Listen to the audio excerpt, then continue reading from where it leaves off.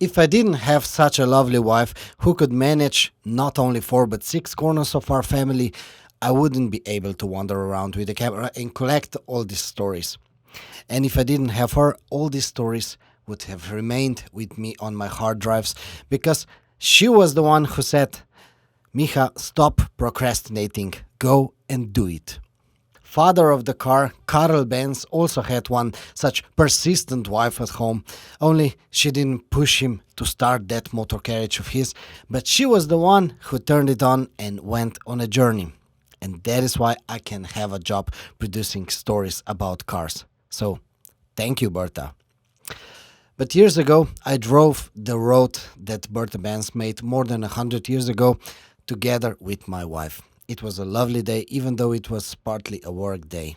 And let me show you one part of the story that we produced at that time. Smo v mestu Mannheim, v mestu, kjer je Mercedes-Benz poskrbel za 2 prelomnici v svetu avtomobilizma. Leta 1886 je strojen, kakršen je ta, odpravil kočijo, no leta 2013 pa je odpravil še kočijaža. Pred več kot 130 leti je torej Bertha, žena Karla Benza, imela dovolj odlašanja svojega perfekcionističnega moža, toplo oblekla svoja najstniška sinova, spakirala kovčke in zagnala motor iz uma, ki ga je Karl do onemoglosti pilil v domači garaži. Po poti so vanje zrli zaprepadeni obrazi, nekaj je bilo tudi naklonjenih, a večina je bila privoščljivo zadovoljna, ko se je Bertha soočila za tiste čase povsem neznano težavo. V vasici Vizlog se je prvič v zgodovini zgodilo, da je avtomobil obstal. Zmanjkalo mu je goriva. In zato je prav na tem mestu nastala prva bencinska črpalka na svetu. No, ni bila bencinska, tudi črpalka ne, bila je mestna lekarna. Prav na tem mestu se je namreč samozavestna Bertha ustavila, da bi dotočila, da bi nakupila prav posebno tekočino.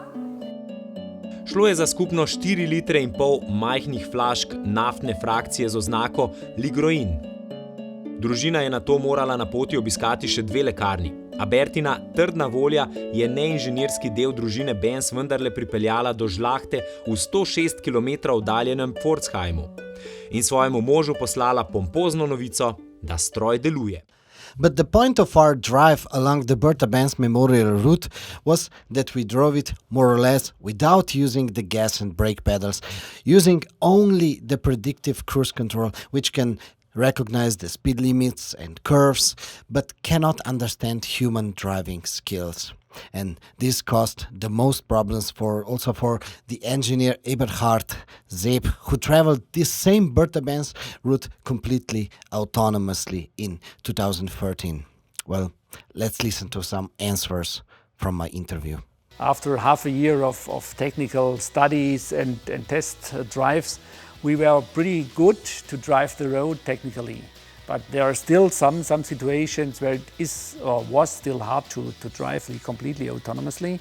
And just let me say 2 or 3 examples. So first one would be if you are approaching a roundabout, then it's technically really hard to find out if the cars inside the roundabout are getting out of it or staying in the roundabout.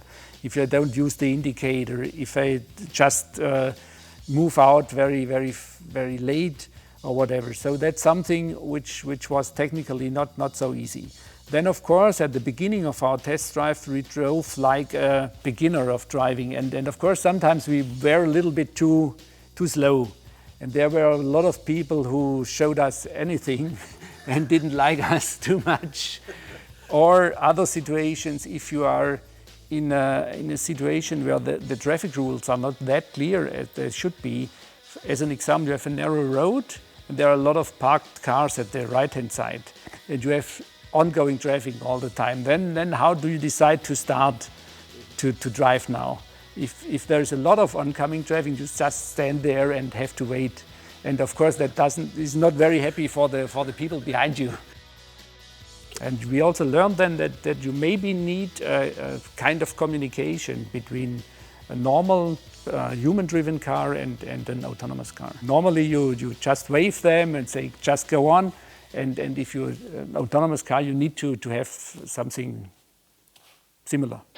By the way, Bertha Benz Memorial Route is also a very scenic route, so I would love to drive it again, but as a tourist. If I had thought earlier, I could have given this trip to my wife for today's Women's Day. Well, my dear, next year.